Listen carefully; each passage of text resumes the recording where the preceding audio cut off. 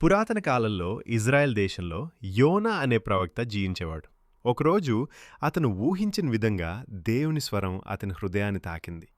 యోనా, లేచి నినెవే మహానగరానికి వెళ్ళు, వారి చెడు నా ముందుకు వచ్చింది. యోనా క్షణం ఆగిపోయాడు. నినెవేనా? నా శత్రువుల నగరం? వారికి దేవుని కృప చెప్పాలా? భయంతో, ఆత్మలో కలతతో యోనా దేవుని పిలుపు నుండి పారిపోవాలని నిర్ణయించాడు. అతను యాపా పోర్టుకు వెళ్ళాడు. తర్షీష్కు వెళ్లే నౌక ఎక్కాడు. అతను అనుకున్నాడు, ఇలా దూరంగా వెళ్తే దేవుని పిలుపు నుండి తప్పించుకోగలను. కానీ సముద్రంలో అకస్మాత్తుగా భయంకరమైన తుఫాను వచ్చింది.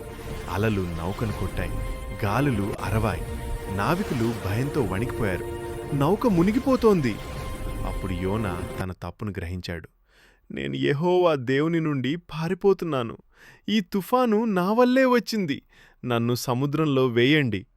వారు ప్రార్థించి యోనాను సముద్రంలో వేశారు. అలలు శాంతించాయి. తుఫాను ఆగిపోయింది. కాని దేవుడు యోనాను వదల్లేదు. ఒక పెద్ద చేపను పంపించాడు. ఆ చేప యోనాను మింగింది. చీకటిలో ఒంటరిగా యోనా దేవునికి ప్రార్థించాడు. ప్రభూ, నా ప్రాణాన్ని నీవే రక్షించావు. నేను చేసిన తప్పును క్షమించు. నీ మాటకు నేను విధేయుడిగా ఉంటాను. 3 రోజులు 3 రాత్రులు దేవుడు ఆ చేపకు ఆజ్ఞ ఇచ్చాడు, యోనాను భూమిపై విడిచిపెట్టు. యోనా తీరానికి చేరాడు. మళ్ళీ దేవుడు యోనాతో మాట్లాడాడు.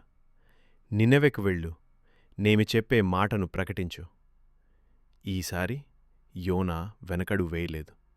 నినెవె వీధుల్లో నిలబడి ప్రకటించాడు, ఇంకా 40 రోజుల్లో నినెవె నాశనమవుతుంది. పశ్చాత్తాపపడండి. ప్రజలు విన్నారు. హృదయాలు మారాయి. రాజు కూడా తన సింహాసనం వదిలి వినయంగా తలవంచాడు. మన చెడు మార్గాలను విడిచిపెడదాం. దేవుని ఎదుట పశ్చాత్తాపపడదాం. నగరం మారిపోయింది.